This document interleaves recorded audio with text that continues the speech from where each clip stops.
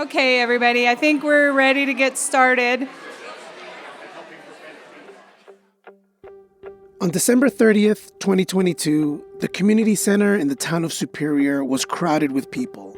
The town was hosting a big breakfast on the one-year anniversary of the Marshall Fire. Almost 300 people showed up. After breakfast, Jen Cowish, co-director of the local grassroots group Superior Rising, stood on a small stage at the front of the room to gather everyone's attention. A couple months ago, we had this idea that it would be really wonderful to hear from our residents. It just kind of formed naturally that we would be gathering today, and it made a lot of sense that there would be folks that would have some things they wanted to say today. When I first met Jen, she said she felt it was important to give people a space on the anniversary to share what they had experienced in the year since the fire. People moved toward the stage, turned their chairs, ready to listen and to share. I'm really grateful that you're here. I'm really hopeful that you hear some things today that make you feel a little less crazy, a little more normal, that we're all going through this together. This is My Story So Far, a storytelling podcast that brings you voices from the hidden corners of Colorado. I'm your host, Luis Antonio Perez. You may have heard our last episode with stories about the Marshall Fire. There were so many stories from this community that we decided to bring you a second episode. Today, we'll learn how the fire changed the perspectives of two people in this community and the way they see things, like a neighborhood running route, the local Target, or a person they haven't hugged in years. Thank you, Jen. Thank you, Superior Rising, for inviting us as guests here. It's really an honor for us to just be here and be supportive of this event on this important anniversary.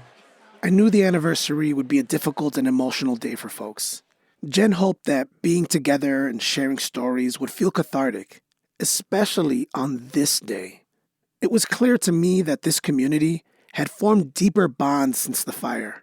I heard from people about how the Marshall Fire changed their relationships with their family, their neighbors, with strangers who had since become close friends. For our first storyteller, Paul Paiva, one particular relationship in his life went through a transformation in the year after the fire. For Paul, it was a change he never expected.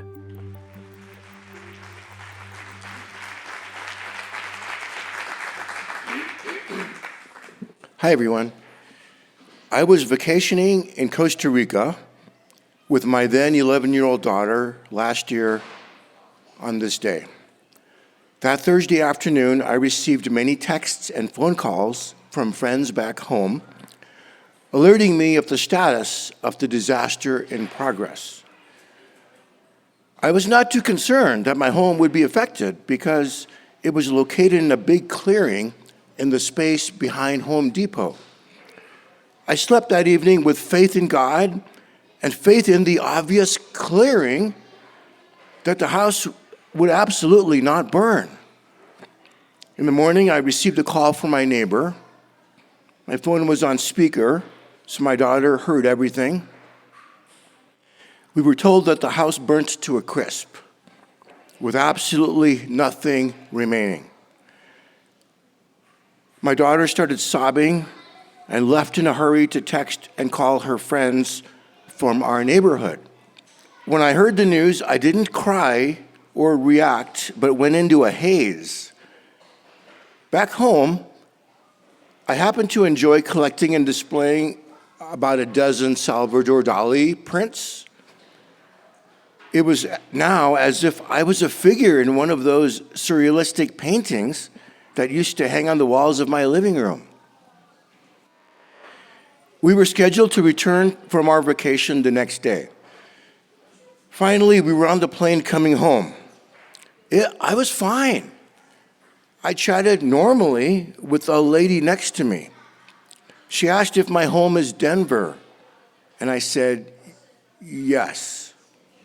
A couple of hours into the flight, she finished reading her novel and explained that she likes to trade books with people on planes. She asked if I wanted her book. I said, sure. I stared for a full minute at the book placed in my hands. I didn't even open it. I turned and said to her in a quiet and regulated voice, "Thank you, this is the only book I own." I thought of my 5 tall bookcases of volumes I had accumulated lovingly and treasured over the span of my life. Novels, self-help, spirituality, undergrad, and my most favorite graduate study textbooks that I still use fondly in my work. I thought of the sheaves and sheaves of notes I had handwritten for 3 books I was in the middle of authoring. All of this is now gone.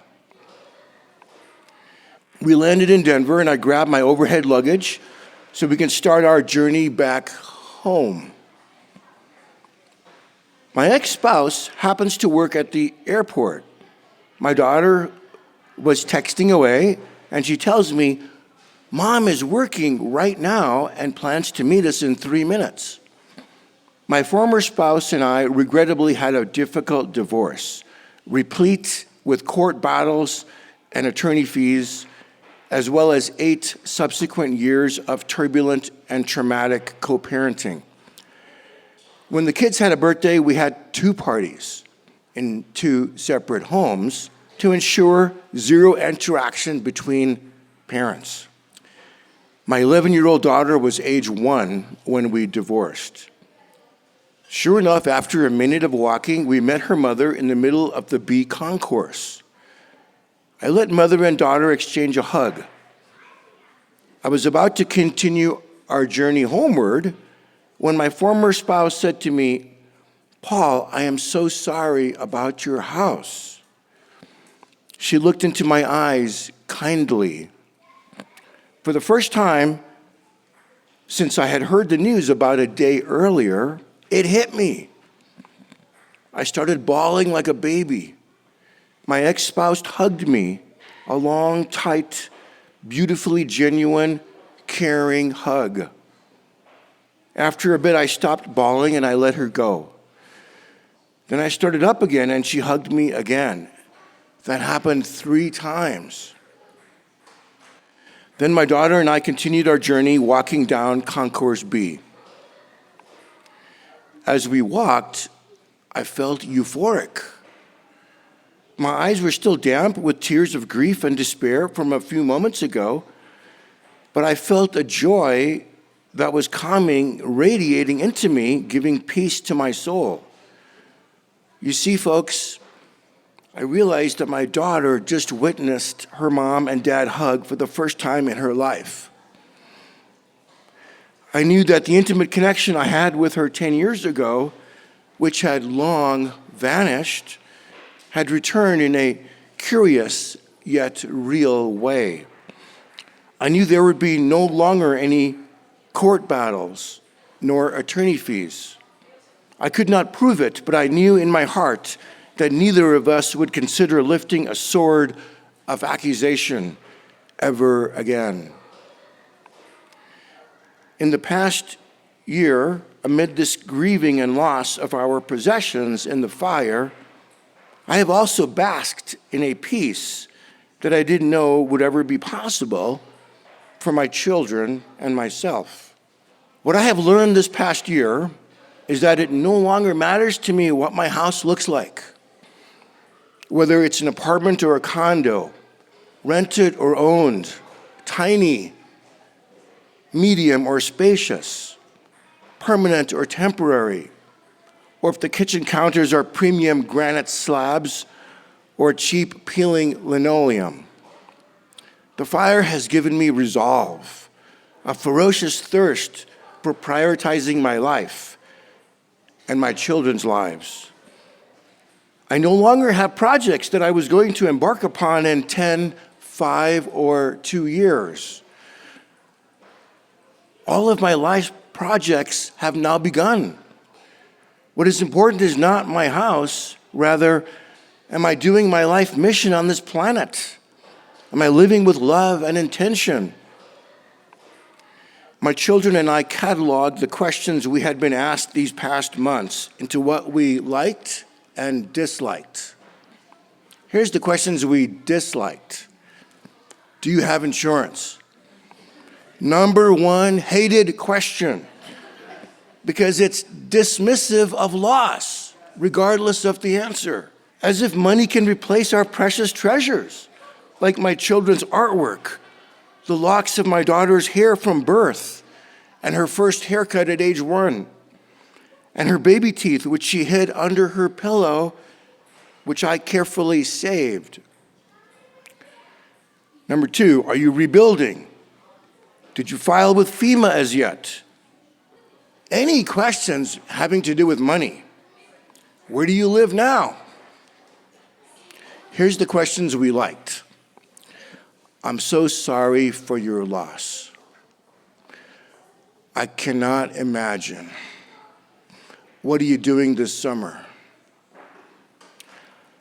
Our 2 most favorite questions, which no one asked, but which we empower our friends to ask us, are, what do you miss from your old house? And how have you changed? Thanks, folks.